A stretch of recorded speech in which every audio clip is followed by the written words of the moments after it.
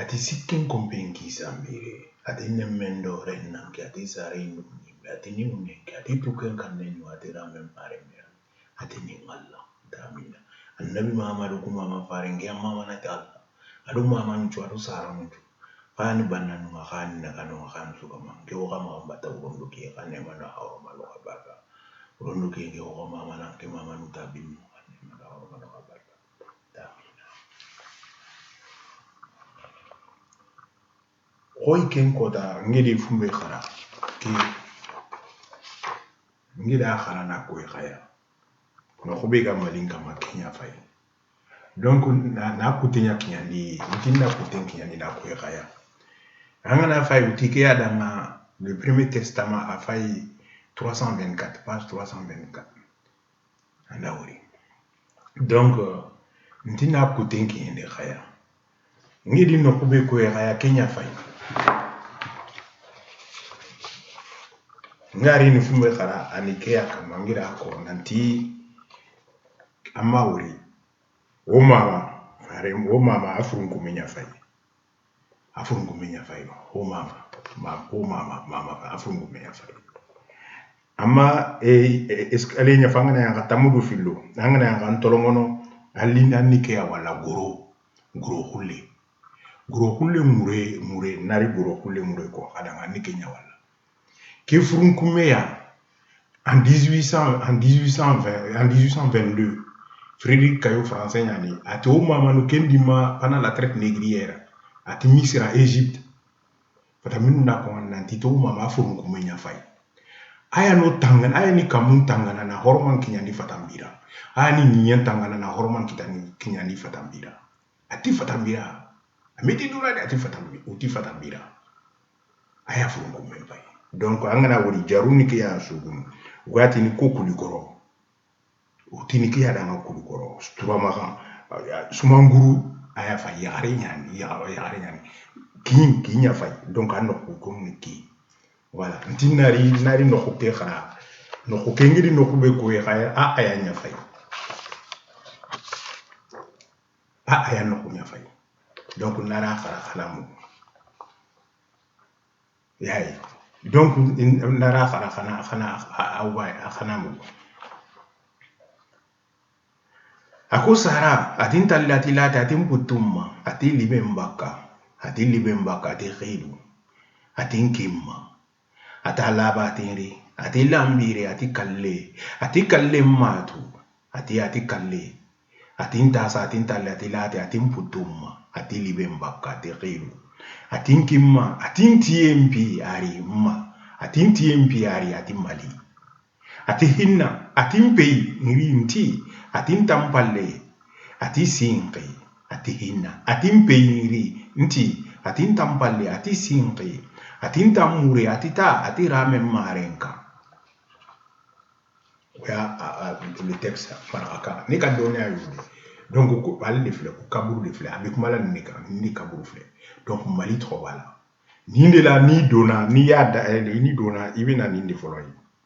donc woro mputuma afle ko defo akoko mputuma parce que o de kora woro jema ni furube ke woro jema tamu be bo kalikande do kasanke takmanje yi kalinike kasanke di mbe do furula men kalinika kasanke mbe nche batu nabi chinya sraka mbe kalinika kasanke mbe muso batu nabi chinya sraka nabi chinya sraka woro tan koro yodi donc jema dina la amma make jema koro yodi jema koro te ka ko mo jema koro yodi kalika kasanke de yoy awas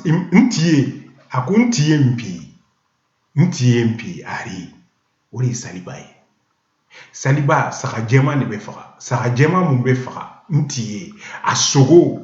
ako ali kalika yoy i kalikande ode ni lutigi ibe saka jema mu faka e lutigi i kalikande i kasanke asogo donc lutigi muso ni ye saka jema faka asogo i kalikande e ka kasanke gafu bi tinyare tira yayi jema koro wodi amma ke ko dina kalikande do ika kasanke e munyaade yi kalinika kasanke di donc an filɛ problème mun na a ko i ye suɲa i kalika i kali n'i ka kasanke de n bɛ na i b'a bila nɔrɔ Mali an filɛ de kɔnɔna la donc k'a yira u la k'a fɔ jɛman diinɛ la a kɔrɔ ye kalika i ka kasanke woro jɛman tan kalika i ka kasanke an mamako ka tile la ni sariya bulon sigira u bɛ woro jɛman tan u b'a lala u bɛ kuma o kɔrɔ fɛn fɛn bɛ kuma i b'a kɔrɔ don bɛɛ b'a kɔrɔ k'a fɔ i b'i kalila n'i ka kasanke de kalon tɛ yen an mamako manden tɛ kalon dɔn manden kalon tun tɛ yen parce que u b'o de lala u bɛ kuma y'a ye donc n ka diinɛ kɔrɔ fɔ yɔrɔ la a minnu b'a fɔ la ko dama hawa adama ça veut dire dama o kɔrɔ adamaden ani damaw bɛɛ an bɛɛ de faralen ɲɔgɔn kan o de ye adama ye hawa o ye ala ka sigi an kuntigiba ala ka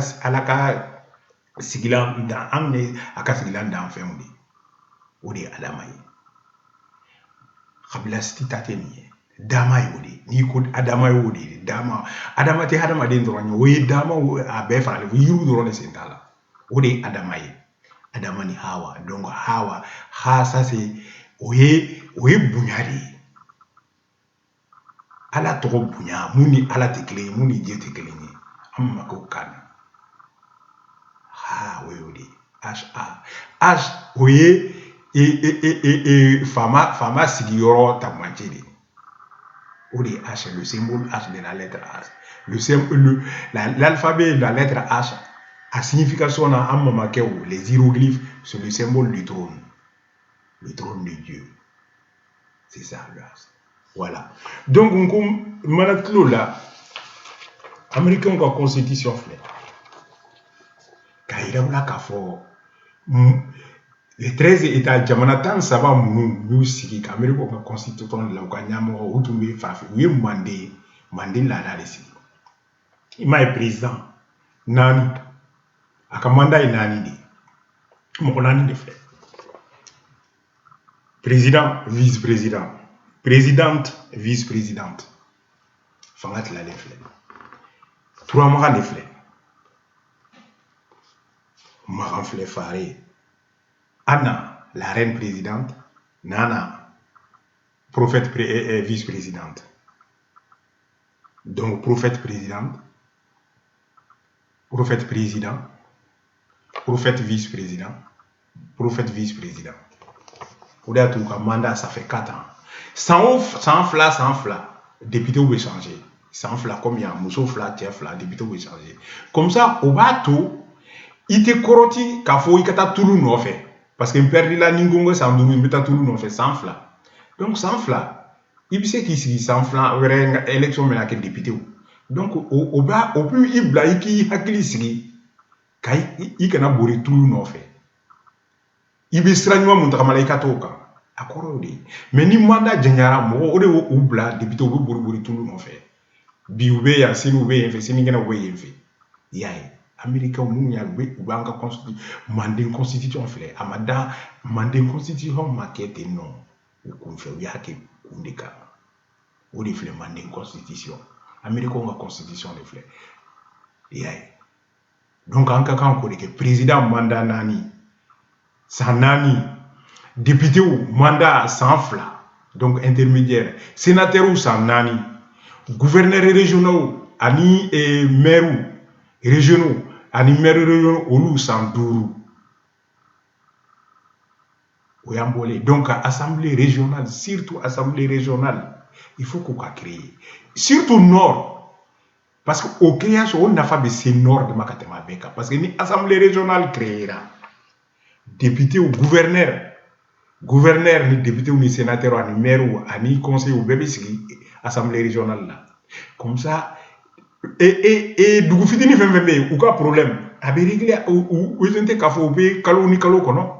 u bɛ se ka dugu fitini yɛrɛ u bɛɛ convoquer dugu problème bɛ minnu ni ɲɔgɔn cɛ u bɛ convoquer assemblée la u b'u sigi u b'u ɲɛfɔ débat bɛ k'u yɛrɛ ɲɛna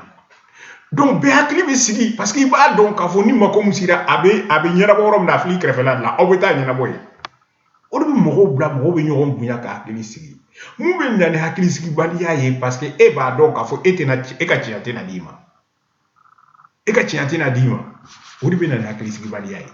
ye e ba mi ki ka cɛ tɛna d'i ma n ko de don ni nin kɛra i ka cɛ bɛna d'i ma baara banna ani fana Mali IBK a ka mamakɛw kosɔn ni problème ma taa yɔrɔ la a ka mamakɛw kosɔn an mamakɛw ani an mamakɛw kosɔn a n'a mamakɛ mun a su filɛ a ka mamakɛw kosɔn a kɛ an n'a mamakɛw an ye jɔnya la traite négrière la traite négrière n'i t'a dɔn n b'a f'i ye 180 millions de noirs u y'o de ta ka bɔ Afrique u y'o autant u y'o de détruire Frédéric Kayo y'a fɔ fɛn fɛn bɛ jida la ni jida bɛɛ tun ye farafin de ye a kɛ an mamakɛw traite négrière a kɛ traite négrière kosɔn o hɔrɔnma kosɔn colonisation an sɛgɛnna assemblée dissous i ye assemblée dissous problème banna i b'a fɔ